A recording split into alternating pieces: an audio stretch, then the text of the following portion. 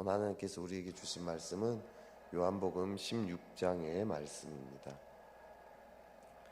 요한복음 16장 25절부터 33절까지의 말씀입니다.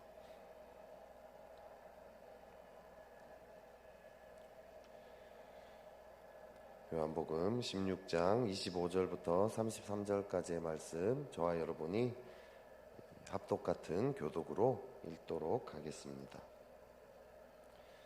이것을 비유로 너희에게 일렀거니와 때가 이르면 다시 비유로 너희에게 이르지 않고 아버지에 대한 것을 밝히 이르리라. 그날에 너희가 내 이름으로 구할 것이요 내가 너희를 위하여 아버지께 구하겠다 하는 말이 아니니 이는 너희가 나를 사랑하고 또 내가 하나님께로부터 온 줄 믿었으므로 아버지께서 친히 너희를 사랑하심이라.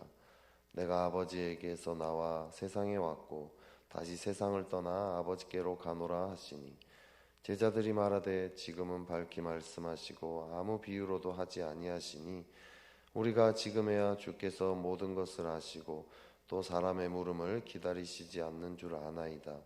이로써 하나님께로부터 나오심을 우리가 믿사옵나이다. 예수께서 대답하시되 이제는 너희가 믿느냐? 보라, 너희가 다 각각 제 곳으로 흩어지고 나를 혼자 둘 때가 오나니 벌써 왔도다. 그러나 내가 혼자 있는 것이 아니라 아버지께서 나와 함께 계시느니라. 다 함께. 이것을 너희에게 이르는 것은 너희로 내 안에서 평안을 누리게 하려 함이라. 세상에서는 너희가 환난을 당하나 담대하라. 내가 세상을 이기었노라. 아멘. 네, 오늘 말씀을 보면요, 비유에 대한 이야기가 나오고 있습니다. 25절에도 이 비유를 이야기하고요, 29절에도 또 비유를 이야기하고 있습니다. 예수님이 왜 이 비유를 통해서 사람들에게 설명을 했을까요? 예수님이 비유를 통해서 가장 많이 설명한 것이 하나님 나라에 대한 설명입니다. 가장 유명한 비유, 우리가 잘 아는 유명한 비유가 뭐죠? 밭에 뿌려진 씨앗 비유죠. 하나님 나라는 이런 씨앗과 같다 이렇게 이야기하면서 길가와 돌밭, 가시밭, 이런 옥토에 뿌려진 이런 씨앗, 이런 것에 대한 이야기들을 비유를 이야기합니다. 또 밭에 감춘 보화 이야기도 하죠. 이것도 보면 하나님 나라의 비유입니다. 유명한 비유들을 생각해 보면요, 거의 대부분이 하나님 나라에 대한 비유임을 알 수 있습니다. 그런데 이제 명확하게 설명하지 않고 비유로 설명하니까 애매하게 느꼈던 것 같습니다. 그래서 유대인들이요, 예수님이 비유로 이야기하니까 이에 대해서 좀 밝히 말하라고 요청을 합니다. 예수님은 이 비유로 설명하는 것에 대해서 어떻게 대답하십니까? 마가복음 4장 11절 12절 보면요, 이르시되 하나님 나라의 비밀을 너희에게는 주었으나 외인에게는 모든 것을 비유로 하나니 이는 그들로 보기는 보아도 알지 못하며 듣기는 들어도 깨닫지 못하게 하여 돌이켜 죄사함을 얻지 못하게 하려 함이라 하시고, 이렇게 대답하십니다. 밝히 보여달라는 이런 요청들도 있었는데요, 예수님은 이 비유에 대해서 이렇게 차별하는 듯이 이야기합니다. 제자들에게는 이 하나님 나라의 비밀을 알려주지만 외인에게는 비유로 하겠다. 그 이유가 뭐냐 했더니 보아도 알지 못하고 들어도 깨닫지 못해서 돌이켜서 죄사함을 얻지 못하게 하려 합니다. 이렇게 이야기를 합니다. 너무 이렇게 차별 대우하는 것 같지 않습니까? 제자들에게는 명확하게 알려주지만 제자가 아닌 사람에게는 좀 애매하게 얘기해서 회개하고 예수님께 돌아오지 못하게 하려는 그런 느낌이 듭니다. 근데 이것이 우리가 알고 있는 예수님의 성품과 일치하나요? 아니죠. 예수님은 사람을 절대로 차별하지 않습니다. 오히려 차별해야 좀 마땅할 법한 그런 죄인들까지도 어떻게 했습니까? 예수님께 나오게 하기 위해서 그 자신의 몸을 십자가에서 죽기까지 하셨던 거죠. 그런데 비유는 사람을 차별해서 제자들에게는 은혜를 베풀고 다른 사람들은 깨닫지 못하게 하는 것 같은 그런 느낌이 든다라는 거죠. 과연 정말 그렇습니까? 예수님이 비유로 설명한 것은 하나님 나라입니다. 핵심이 다 하나님 나라예요. 하나님 나라는 눈에 보이지 않습니다. 그래서 명확하게 설명하기가 어려운 거죠. 비유를 사용한 이유는 하나님 나라를 가장 효과적으로 설명하기 위해서라는 거죠. 사람들로 하여금 이해하기 쉽게, 접근하기 쉽게 하기 위해서 비유로 설명한 것뿐입니다. 그러면 보아도 알지 못하고 들어도 깨닫지 못하게 하기 위한다. 이 말은 도대체 그럼 무슨 뜻입니까? 하나님 나라는요, 그냥 이해하기 쉽게 설명하는 것, 이것이 목적이 아닙니다. 하나님 나라의 비유의 목적은 단순히 우리의 이해력을 높이기 위한 것, 그걸로 끝나지 않습니다. 그것뿐만 아니라 더 나아가서 우리로 하여금 결단을 요구하기 위함이라는 거죠. 네 가지 밭에 대한 비유는 결국 무엇을 이야기하나요? 우리 마음밭을 옥토로 갈아엎어라, 우리 마음의 태도를 바꿔라, 이걸 요구하는 거 아닙니까?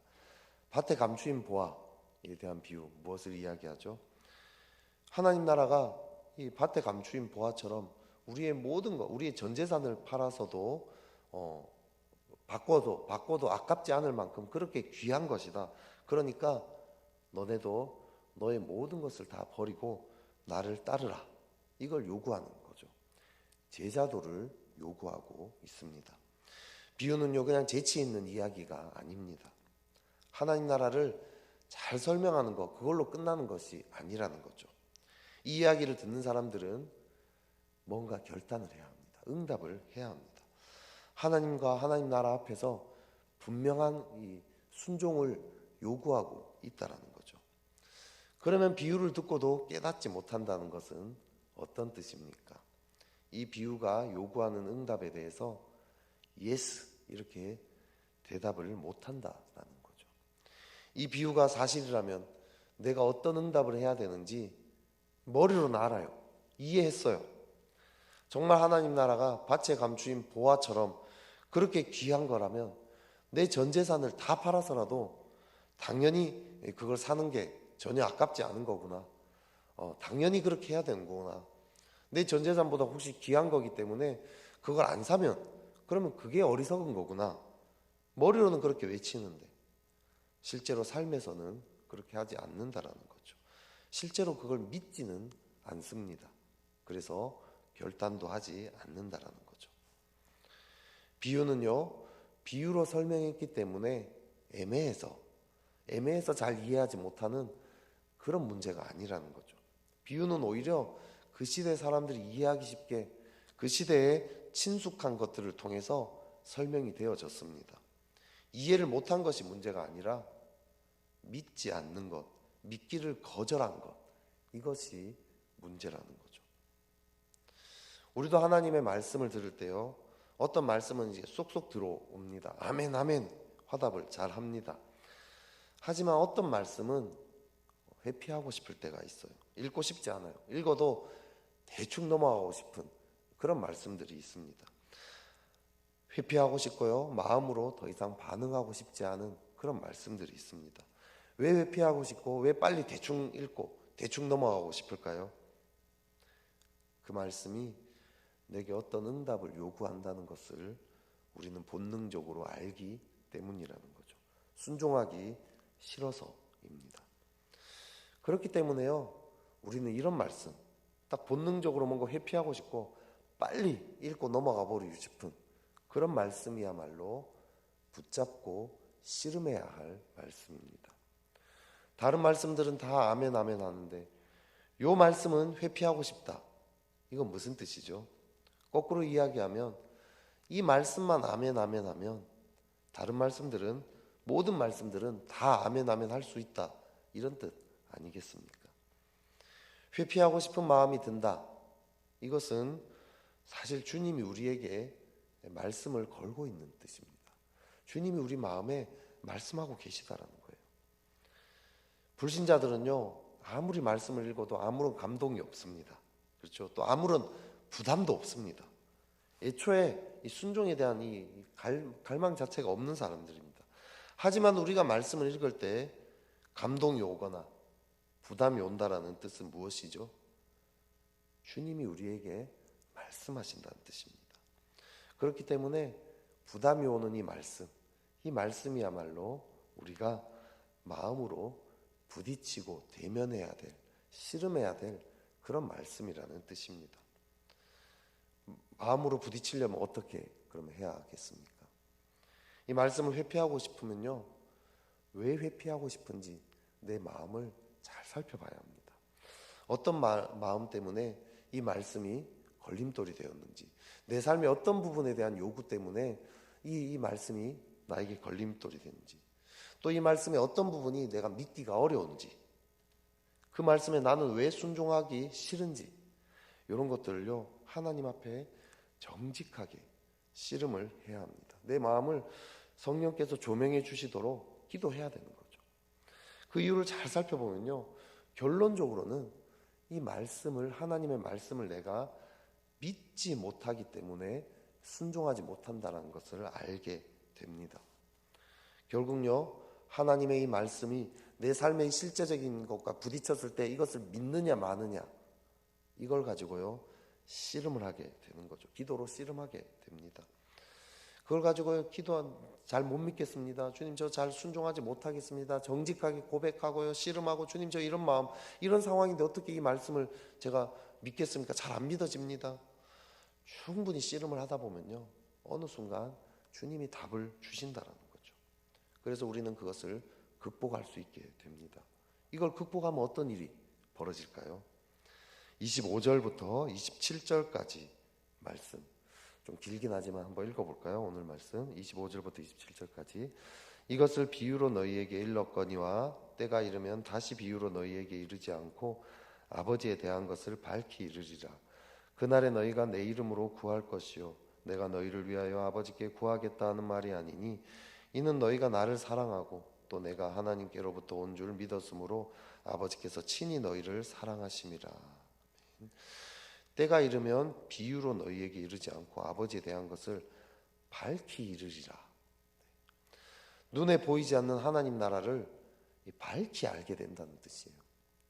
비유로 설명할 필요가 없다는 거예요. 너무 명확하게 이제 알게 된다는 거죠. 믿지 못하고 순종하지 못해서 깨닫지 못했던 것들이 순종하면서 이해하게 된다는 거죠. 눈이 열리게 됩니다. 또 26절을 보면요, 그날에 너희가 내 이름으로 구할 것이 아니요 내가 너희를 위하여 아버지께 구하겠다 하는 말이 아니니 라고 이야기합니다. 메시지 성경이요, 이거 보면요 이렇게 얘기해요. 너희가 아버지께 직접 구할 수 있을 것이다. 내가 계속 너희를 대신해서 아버지께 구하지는 않을 것이다. 무슨 뜻이죠? 직접 하나님께 우리가 나아가게 된다는 거예요. 하나님과 직접 대면한, 하나님과 친밀한 교제 가운데로 나아갈 수 있는 거죠. 27절에 보면요, 하나님에 대한 사랑과 예수님에 대한 믿음, 이걸 이야기합니다. 결국 하나님과의 친밀한 사랑 가운데 나아가게 된다는 거죠. 우리는 받아들이기 좋은 말씀만 아멘 아멘 하는 게 아니라 오히려 대면하기 싫은 그런 말씀을 가지고 씨름을 할 때 하나님 나라가 어떤 건지 명확하게 알게 됩니다. 그게 얼마나 가치 있고 얼마나 영광스러운 건지 명확하게 알게 돼요. 그뿐만 아니라 하나님과의 관계도 친밀한 관계로, 사랑의 관계로 점점 더 발전하게 된다는 거죠. 그런데 오늘 본문에 또 뒤에 참 안타까운 이야기들이 또 나오고 있어요. 하나님 나라를 이해하게 되고 하나님과 친밀한 관계를 가져도 실제로 우리의 삶이 만만하지 않다라는 거죠. 먼저 그의 나라와 그 의를 구하는 것, 하나님 나라와 하나님과의 관계, 친밀한 관계를 구하는 그 삶이 만만하지는 않습니다. 오늘 본문도요, 제자들이요 처음에는요 예수님의 이 말씀을 듣고 믿는다고 고백을 하고 있어요. 30절에 보면요, 우리가 지금에야 주께서 모든 것을 하시고 또 사람의 물음을 기다리지 않는 줄 아나이다. 이로써 하나님께로부터 나오심을 우리가 믿사옵나이다. 이렇게 대답하고 있어요. 우리가 믿사옵나이다, 믿는다라고 딱 대답하고 있어요. 그러면 이제 이 제자들이 예수님을 잘 따라갈 것을 우리가 기대하고 예상을 해야 되지 않습니까? 근데 예수님이 딴소리를 또 갑자기 합니다. 32절 제가 읽겠습니다. 보라, 너희가 다 각각 제 곳으로 흩어지고 나를 혼자 둘 때가 오나니 벌써 왔도다. 그러나 내가 혼자 있는 것이 아니라 아버지께서 나와 함께 계시느니라. 제자들이 흩어져서요, 예수님을 혼자 둘 때가 온다고 갑자기 예수님이 얘기하고 있어요. 믿었으면 예수님 잘 따라가야 되는 거 아닙니까? 근데 오히려 예수님은 자기를 버리고 떠날 거라고 이야기합니다. 왜 이런 일이 벌어집니까? 33절에 이렇게 얘기합니다. 이것을 너희에게 이르는 것은 너희로 내 안에서 평안을 누리게 하려 함이라. 세상에서는 너희가 환난을 당하나 담대하라. 내가 세상을 이기었노라. 세상에서는 너희가 환난을 당한다라고 이야기합니다. 제자들이요, 왜 예수님을 버리죠? 세상에서 환난을 당했기 때문에. 그렇게 예수님을 잘 믿고 막 믿어 싸움나이다 이렇게 대답했지만 결국은 이들이 환난을 당하면서 버린 일이 벌어졌다라는 거죠. 우리가 하나님의 말씀 앞에요, 최선을 다해서 씨름을 하고 그래도요, 세상이 우리를 내버려 두지 않습니다. 그래서 제자들처럼 실패하는 날도 오기 마련이라는 거죠. 여러분도 실패한 때 많이 있지 않습니까? 제가 요즘 코로나 길어지면서요, 정말 영적으로 자기가 실패했다라는 실패감에 쌓여서 신앙생활 하는 분들을 너무 많이 만났어요. 이전에는 그래도 내가 영적으로 괜찮았는데 요즘은 너무 영적으로 회복이 안 된다는 거예요. 성도의 교제도 많이 줄었고요. 막 기도 모임도 이게 막 몸이 안 좋고 이러면 나오지도 못하고 이러다 보니까 막 그런 게 쌓이고 오래 이제 되니까 2년이 넘어가니까 영적으로 너무 자기가 무너졌다라는 거예요. 이분이 예배도 꼬박꼬박 잘 나오시는 분이신데 최선을 다해서 씨름하는 게 보이는데도 자기는 너무 힘들다라는 거예요. 여러분, 이 세상이 만만치 않아요. 그죠? 세상이 계속 우리를 끌어내립니다. 그러면 우리에게 소망이 없습니까? 이게 우리가 최선을 다해서 나름대로 말씀을 가지고 붙들고 씨름해서 이 제자들도 믿었다라고 이야기했는데 그랬는데도 또 실패한 날이 온다라면 우리에게는 소망이 없는 걸까요? 우리도 자주 실패하잖아요. 그죠? 하지만 오늘 말씀이요, 이렇게 얘기하십니다. 마지막으로 33절에서 이렇게 얘기하십니다. 이것은 너희에게 이르는 것은 너희로 내 안에서 평안을 누리게 하려 함이라. 세상에서는 너희가 환난을 당하나 담대하라. 내가 세상을 이기었노라. 말씀하고 있습니다. 예수님이 세상을 이기셨다라는 거죠. 제자들이 세상을 이긴 게 아닙니다. 제자들은 실패했죠. 세상에서 실패했고요. 그래서 예수님을 버리고 도망칩니다. 흩어집니다. 하지만 예수님은 승리하셨죠. 이 예수님의 승리는 제자들의 실패까지 다 짊어진 승리입니다. 그죠? 뭐 예능 프로나 이런 거 보면요, 막 처음에 막 10점씩 주는 막 게임을 막 합니다. 그래가지고 뭐 10점, 20점, 30점 했는데 자, 이제 마지막 게임입니다. 이러면서 자, 이번에는 점수가 500점이 달려 있습니다. 그 한 게임만 이기면 다 이긴다라는 얘기예요. 그죠? 그 전에 아무리 뭐 잘하든 뭐하든 소용이 없다라는 거죠. 예수님의 십자가가 이런 거죠. 그 앞에 어떠한 일이 있었다 할지라도 이 십자가를 통해서 모든 것을 다 짊어진 그런 승리를 하셨다라는 거죠. 우리의 모든 실패를 다 아시고 그 실패까지 포함해서 짊어진 그 십자가 아닙니까? 제자들이 그렇게 실패해서 흩어질 거 다 아시고 주님은 십자가를 지셨습니다. 우리가 이렇게 코로나 시절에 또 무너질 것들, 그 연약함까지도 다 아셨다라는 거죠. 그렇기 때문에 우리는요, 실패할 때마다, 넘어질 때마다 십자가를 다시 바라보면 된다라는 거죠. 이런 실패한 우리를 위해서 십자가에서 죽으신 그 주의 은혜를 바라봐야 한다라는 거죠. 자꾸 내 실패 바라보면서 갇혀버리고 나는 왜 이럴까? 그렇게 결단하고 일어섰는데 하나님 그렇게 많은 은혜를 주셨는데 나는 왜 자꾸 넘어질까? 이런 것이 아니라 계속해서 이런 나를 위해서 죽으신 그 주님의 십자가의 은혜, 그걸 계속 바라볼 때 우리는 다시 일어설 수 있습니다. 말씀을 붙들고요, 순종하고자 우리 날마다 씨름하며 살아갑시다. 특별히 내 마음에 순종하고 싶지 않은, 회피하고 싶은, 대충 넘어가고 싶은 말씀이 있습니까? 그 말씀이야말로 하나님 앞에 붙잡고 씨름하며 나아가 봅시다. 하지만 그렇게 산다 할지라도 세상이 우리를 휘둘러서 또 실패할 때가 있을지 모르겠습니다. 그때마다 십자가를 바라봅시다. 내 안에 갇히지 말고 나를 바라보되, 내 연약함, 내 죄악을 바라보지만 그 안에 갇히지는 말고 그것을 바라보되, 그런 나를 위해서 죽으신 그 십자가, 그런 나를 다 아시고 승리하신 그 십자가를 바라봅시다. 내가 이렇게 약하기 때문에 그 십자가가 필요했습니다. 내가 이렇게 부족하기 때문에 주님이 죽으실 수밖에 없었다라는 거죠.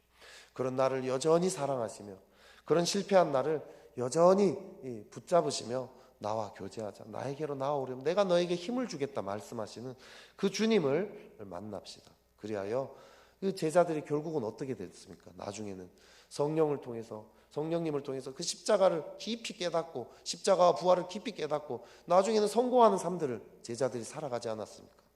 그렇게 험한 세상을 승리하며 살아가는 그런 저와 여러분 되시기를 주의 이름으로 축복합니다. 기도하겠습니다. 하나님 아버지, 우리가 하나님의 말씀 앞에 먼저 서기를 원합니다. 우리가 아멘하기 쉬운 말씀들만 아멘하며 따라가는 것들이 아니라 우리가 부딪히기 싫고 회피하고 싶은 그런 말씀들이야말로 하나님 앞에 씨름하는 자들 되게 해주십시오. 이 말씀을 왜 순종하기 싫은지, 내 삶의 어떤 부분과 이 말씀이 걸림돌이 되는지 정직하게 들여다보게 하시고 그 말씀을 가지고 하나님 앞에 씨름하여 이 말씀을 믿음으로 말미암아 실제로 순종할 수 있는 그런 우리들 되도록 역사하여 주시옵소서. 또 주님, 그렇게 말씀과 씨름하며 살아가지만 또 실패한 날이 있을지 모르겠습니다.